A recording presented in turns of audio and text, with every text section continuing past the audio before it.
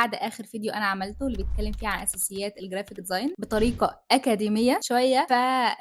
ده فيديو ما سابنيش وقال لي يا ايه لازم تعملي فيديو عملي بقى. احنا اتكلمنا نظري واتكلمنا كتير نظري عن المجالات والحاجات دي كلها، ويعني قعد يأنبني كتير جدا لحد ما قلت له خلاص قشطه احنا هنقوم نعمل العملي عشان خاطر نفيد الناس على قد ما نقدر. وانتوا كمان طلبتوا حاجه زي كده، في ناس كانت بتقولها بطريقه وانا مش مسامحاكم، بس يلا بينا ننتقل الى الشاشه عشان خاطر نشغلها يعني. بس في الاول على ما الشاشه تشتغل ليه مهم ان احنا نتقن اساسيات التصميم؟ عشان خاطر هي اول حاجه بتميز الشخص اللي فاهم عن الشخص اللي مش فاهم هو بيعمل ايه ببساطه يعني. فانت لو عايز تكون انسان فاهم وتطلع شغل مميز، فالاتقان بيجي من الاول من اتقان اساسيات، وبعد كده بقى عشان تتنقل الى انسان مبدع وكرييتيف وبتطلع افكار جميله جدا لما تعرف الاساسيات. والاساسيات دي كتيره، وهل الفيديو بتاعي هو خلاص هتاخدوه من هنا ومش هتحتاجوا فيديوهات تانية؟ بالعكس تماما. كل ما اتعلمتوا اكتر واتفرجتوا على ناس اكتر وذاكرتوا اكتر كل ما استفدتوا اكتر. انا هنا بس ايه، بعمل اللي عليا يعني. بس ليش؟ عشان مش عايزه اشتغل. حصل لك ايه؟ طبعا زغلول سمنه عشان خاطر هو رايح يشيل فيشه الشاشه. وليه مهمه تانية دلوقتي قريب جدا هوريكم على فريق عملي. المهم الفيديو اللي فات لما اتكلمنا عن اساسيات التصميم قلنا ان في حاجه اسمها عناصر تصميم ومبادئ تصميم. فايه الفرق ما بين الاثنين؟ بكل بساطه ويسر، العناصر هي المكونات اللي بنعمل بيها التصميم، هي المكونات الاساسيه من خطوط، من اللي احنا هنشرحه دلوقتي. لو تخيل مثلا عايزين نعمل مكرونه بشاميل، مكرونه بشاميل عندنا ايه هي المكونات بتاعتها اللي هي المفروض العناصر بتاعتها؟ المكرونه واللبن والكبده، عشان انا بحب الكبده مش الفراخ في المكرونه بشاميل، وكبده الفراخ لو سمحتم. فكده جهزنا العناصر بتاعه المكرونه بشاميل اللي هي المكونات. طب ايه هي بقى ازاي هنعمل المكرونه البشاميل ديت؟ بالمبادئ اللي هي بقى طريقة التحضير. فالعناصر هي المكونات الأساسية معانا في التصميم، والمبادئ هي الطريقة لتنظيم العناصر ديت بكذا مبدأ بقى. فأنا حاسة كده كأني عايزة أعملها كأنها ورقة، هعمل الشاشة كأنها ورقة وقلم. لو البتاع فصل نبهوني. عندنا أول حاجة في المبادئ التصميم عندنا الخطوط، لو لقيته خط وحش متلومنيش. الالوان، القوامه اللي هي التكتشر بتاعنا، والنصوص اللي هو التايبوجرافي. يا خرابي ايه القرف ده، خط وحش جدا. المساحه ماشي الحال يعني، حاول تمشوا معايا الدنيا كده. معانا دولت 1 2 3 4 5، دول 5 عناصر اساسيين معانا في اي تصميم احنا عايزين نعمله. ديت ال5 عناصر اللي احنا محتاجينهم في اي تصميم هنعمله في الحياه، حتى سواء تصميم شخصيات، مش لازم تصميم بوسترات والحاجات دي كلها، اي تصميم احنا هنعمله. فدولت ال5 عناصر الاساسيين معانا. الخطوط ديت حاجه مهمه جدا ناخد بالنا منها واحنا بنعمل اي تصميم. مش الخطوط اللي هو التايبوجرافي، لا، الخطوط اللي هو الخطوط المستقيمه او المايله والحاجات دي كلها. فعندنا خطوط رأسيه، عندنا خطوط أفقية، وعندنا خطوط مايلة، وعندنا خطوط مثلا منحنية وفي حلزونية والجو ده كله. كل خط من دولت فيهم استخدام معين. لو الخطوط الأفقية مثلا هتعبر لنا عن ايه؟ لو احنا استخدمنا حاجة فيها خط أفقي، زي مثلا لو احنا مثلا واقفين قدام بحر، فدايما احنا عندنا فاصل كده، هو الخط الأفقي ده هو اللي بيشكل لنا الفاصل. بيحسسك بإيه؟ انك دايما هادي ومستريح والدنيا تمام والدنيا فلة، وتحس كده باطمئنان بمعنى أصح. فأي خط أفقي بنعمله بيكون ده غرضنا منه نخلي المتلقي يشعر بان هو مستريح، حاسس ان هو مطمن، رايق البال، الكلام ده كله. في الارياف بيكون في اكتر خطوط مستقيمه، خطوط افقيه، لان دايما اللي هو لو انت مثلا قاعد في ارض زراعيه ولا الحاجات دي كلها، فانت دايما شايف الخط اللي قدامك خط افقي فمريح للعين جدا. انما لو انت شايف مثلا خطوط، عايش في مدينه والخطوط عندك اللي هي المباني طالعه نازله طالعه نازله طالعه نازله، فدي عامله خطوط متكاسله كده. المباني مثلا طالعه نازله وعامله خطوط يعني مش مستقيمه خالص، تحس دايما ان انت متوتر، مش عارفه كذا، حاسس ان انت مش مستريح. هنا في ناس ممكن تستخدم الخطوط المتكسره ديت عشان خاطر تدي الشعور ده، وفي ناس ممكن تستخدم الخطوط الافقيه دي عشان خاطر تدي الشعور ده. فكل خط من دولت ليهم استخدام معين. يعني ايه بقى؟ لازم نفهم جدا جدا، لازم نكون فاهمين احنا ليه بنستخدم الخطوط ديت. الخطوط المايلة عشان تدل على الحركة أكتر، لو استخدمنا كذا خط مايل هتدل على الحركة والموضوع أكتر. استنى هوريكم دلوقتي صور شوفونا في التصميم ده عامل الخط مايل ازاي عشان يديلك إحساس بالحركة، ادالك إحساس إن في حركة، إن في. إنما مثلا لو جينا بصينا هنا دوت، ده رأسي، ده عامل خط رأسي. اوكي، حتى الشخص واقف بكل جبروته كده، فتحس ان هو آم، مدي احساس بالقوه. التصميم، فالتصميم هنا ادالك احساس بالقوه وان هو ده الشخص الشرير. لو جينا مثلا في خط المايل هنا برضو هتلاقينا في خطوط منحنيه، قصدي مائله كتير. ده كله ادالك احساس بالحركه، حتى التايبوجرافي اللي انا عامله مائل متبع الخطوط، فانا ادالك احساس اكتر ان في حركه. والخطوط من المهام بتاعتها ان هي اللي بتوجه العين في التصميم. كده خلاص خلصنا وفهمنا الخطوط وغرضها. سيرش تاني وتفهموا اكتر عن كل خط فيهم والمعنى، عشان احنا أنا لو قعدت لكم مثلا اشرح لكم الخط ده واستخداماته وبلا بلا بلا مش هنخلص السنه دي. فانتوا برضو سيرشوا اكتر عن كل خط فيهم. الخطوط في التصميم، اي حاجه جوجل يا جي بي تي اليوتيوب تلاقوا مثلا اكتبهم استخدامات الخطوط في التصميم او ما غيرت الخطوط في التصميم، وهتلاقوا كتير بقى بيطلع لكم شرح اكتر ليها. الالوان ده بجد عالم تاني جميل جدا، ايه واستخداماته كتير جدا. بس معانا هنبدأ بان في عندنا الوان اساسيه. الناس اللي هتنقض اللي هتقعد تنقد في الخط وفي الحاجات يعني ممكن ما تتكملوش الفيديو وكده تبقى انتوا فل جدا. عندنا في الالوان الاساسيه معانا اللون الاحمر واللون الاصفر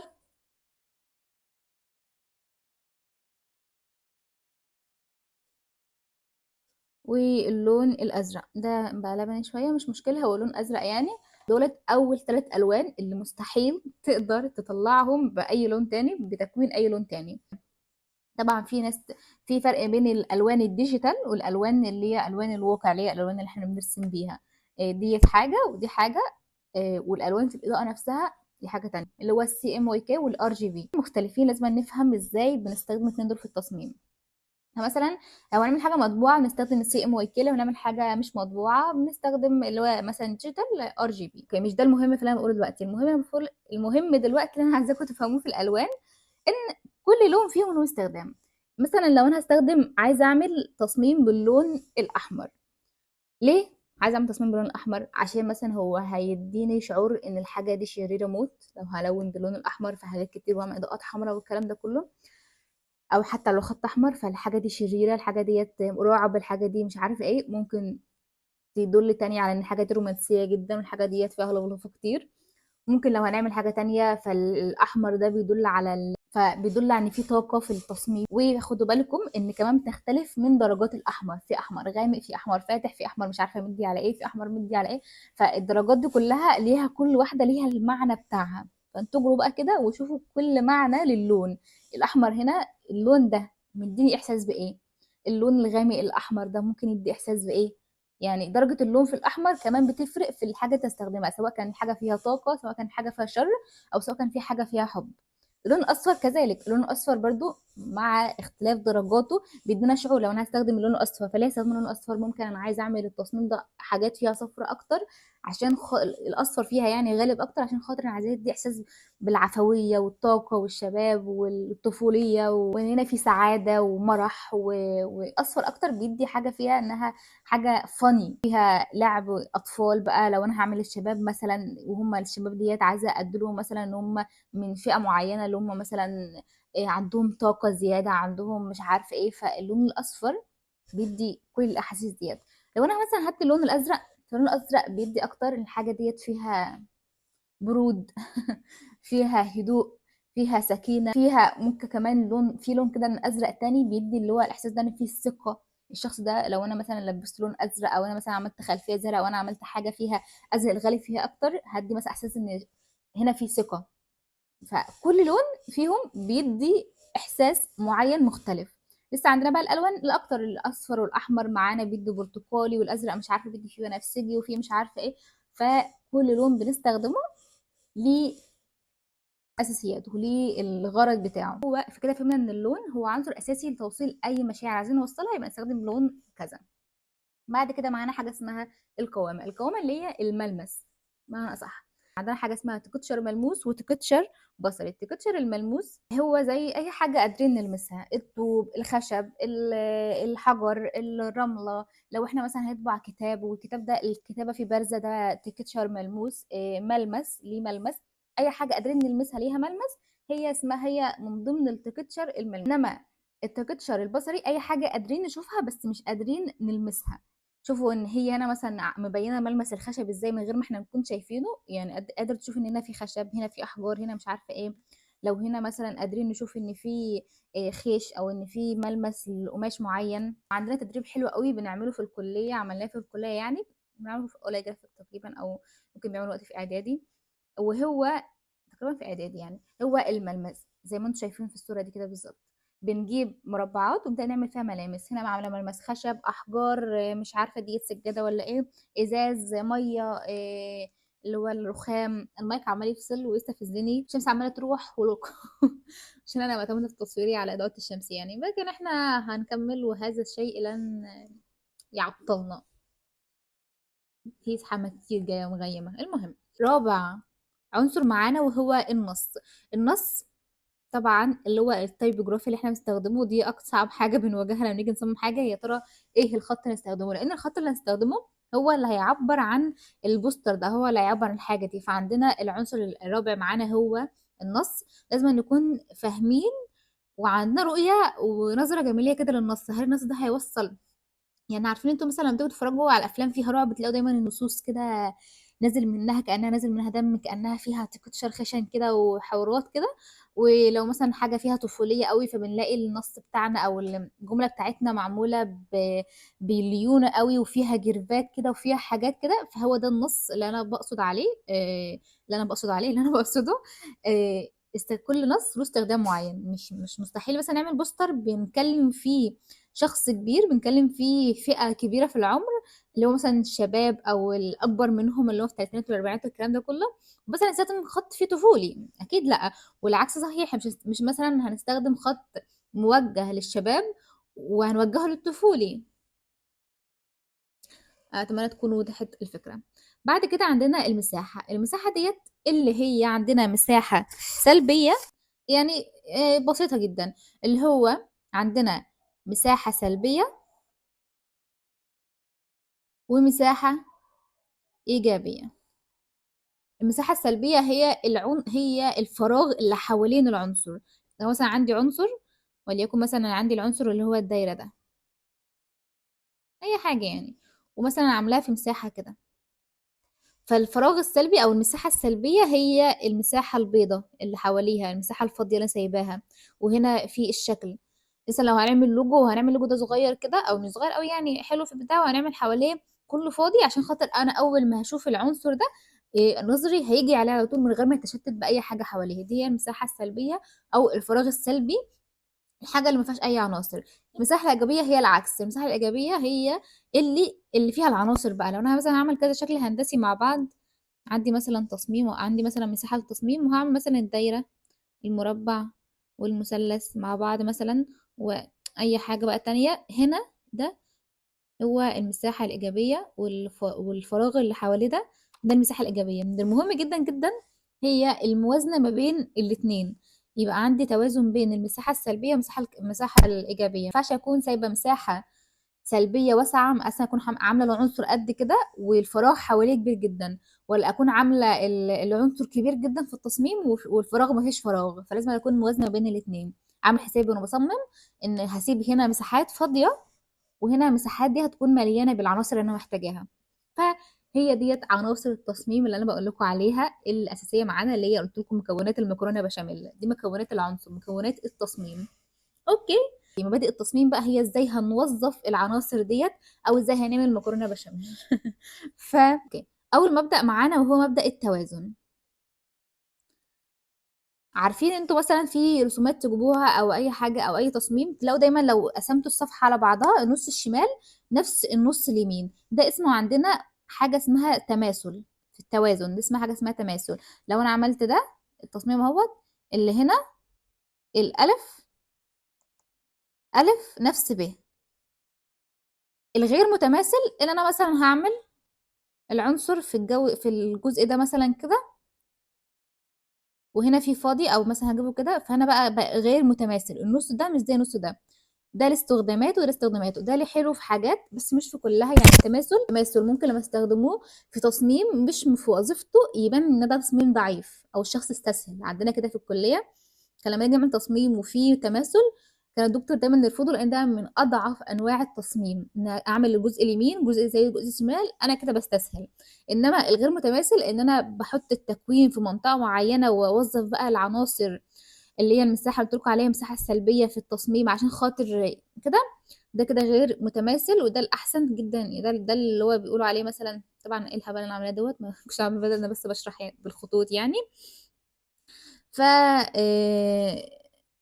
ده زي ما قلت لكم ليه استخداماته، ده ليه ايه استخداماته، وعلى حسب الحاجه برضو. اوكي، بعد كده عندنا بعد التوازن عندنا حاجه اسمها التباين ده اللي قلت لكم عليه مهم جدا، واللي هو اكون مثلا عامله عنصر معين وبارزاه جدا في التصميم، يعني يكون هو اكتر حاجه باين.